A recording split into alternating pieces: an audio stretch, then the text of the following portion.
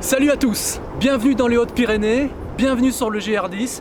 C'est l'avant-dernier épisode de la saison de mon GR préféré qui devrait ravir, j'en suis sûr, tous les amoureux de la montagne. Le GR10, plus connu pour sa grande traversée des Pyrénées, une entreprise de longue haleine, mais ce sont les Hautes-Pyrénées que je vais vous faire découvrir dans ce nouvel épisode situé au cœur du Parc national des Pyrénées.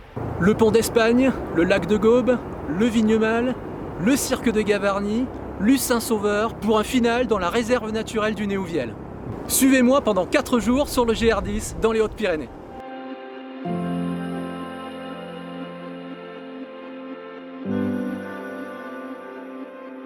Je viens de quitter Cauterets, alors j'ai pas attendu très longtemps pour me retrouver sur l'un des premiers temps forts sur ce GR10. Je parcours le sentier des Cascades qui va me mener tout droit en direction du pont d'Espagne.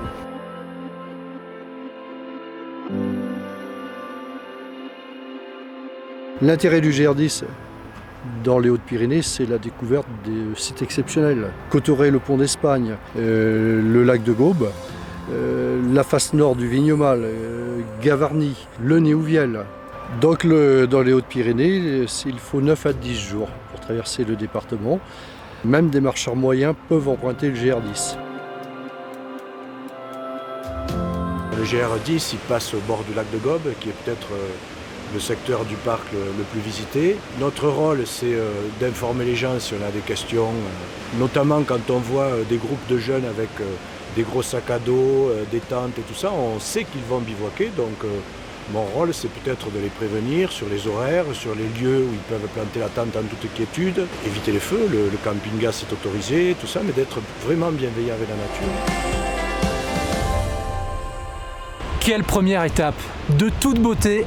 Je me trouve au refuge des Houlettes de Gaume, c'est là où je vais passer la nuit, au pied de la face nord du Vignemale, qui est le sommet le plus haut des Pyrénées françaises. Grandiose, spectaculaire. C'est une arrivée magnifique, vraiment.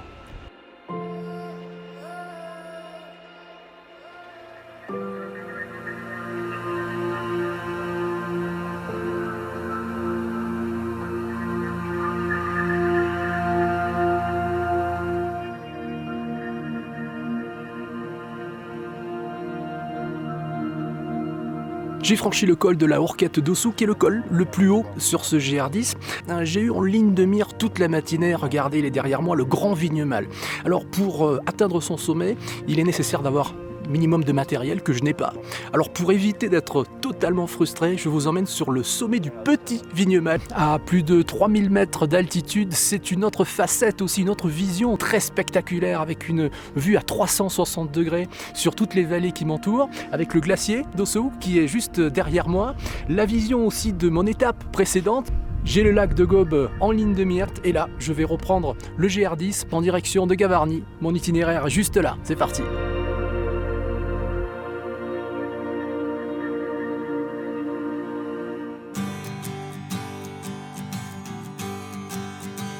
J'ai coutume de dire que les Pyrénées sont faites pour le marcheur. Mais les Pyrénées sont une montagne extraordinaire. Et globalement, si on veut faire une découverte du territoire, parce que les Pyrénées, c'est pas seulement des sommets, des lacs et des forêts, c'est aussi des gens qui y habitent et des villages et surtout une tradition pastorale. C'est ce qui en fait, à mon avis, toute la valeur et toute la beauté.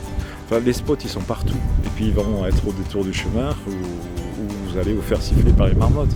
Et puis, on descend et on arrive à Gavarnie. Et Gavarnie, là, c'est le choc.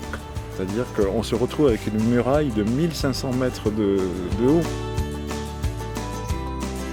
Donc Gavarnie est inscrit au patrimoine mondial de l'UNESCO. Et c'est le seul site d'ailleurs transfrontalier à avoir une double inscription en France. Parce que d'une part pour sa particularité géologique, dû à un phénomène de nappe de charriage qui est assez unique dans les Pyrénées, et pour sa particularité culturelle aussi, dû aux échanges transfrontaliers qu'il y a entre les populations espagnoles et françaises qui sont millénaires.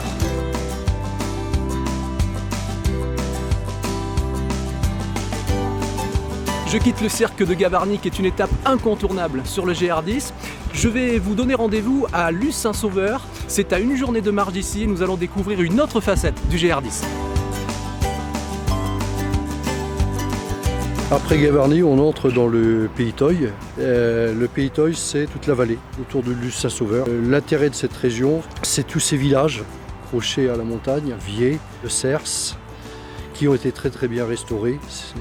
Le GR10 configuré comme il l'est permet de découvrir à la fois les paysages de haute montagne et à la fois les vallées, les villages. Donc c'est donc d'un grand intérêt du point de vue touristique, quoi.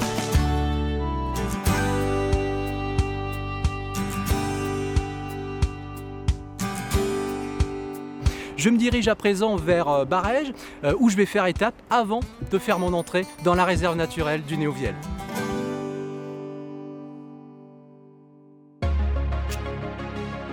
La randonnée dans les Pyrénées, c'est un émerveillement permanent. Les Pyrénées, ça se gagne. Et c'est ça, ces moments-là, c'est du paradis, c'est du bonheur. Je viens de franchir le col de Madamette, qui est aussi mon point d'entrée dans la réserve naturelle du Néouviel. Regardez ce spectacle magnifique. C'est un petit bijou, un massif dans le massif, ici dans les Hautes-Pyrénées.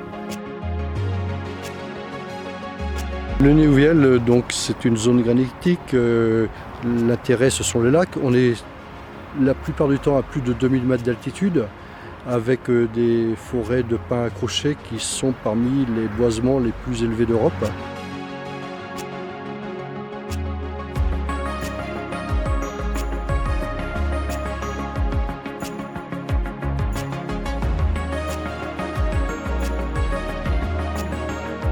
Je viens de franchir le col d'Estoudou, d'où je domine le lac et le refuge d'Oredon, où je vais passer la nuit pour cette dernière étape.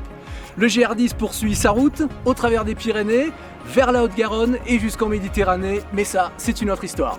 Si tout comme moi, vous souhaitez randonner sur le GR10, je vous conseille la lecture du topo guide édité par la Fédération française de randonnée, les Pyrénées centrales, la traversée des Pyrénées. Quant à toutes les autres informations, sachez les retrouver sur le site mongr.fr. Je vous retrouve très vite sur un prochain GR. Ciao!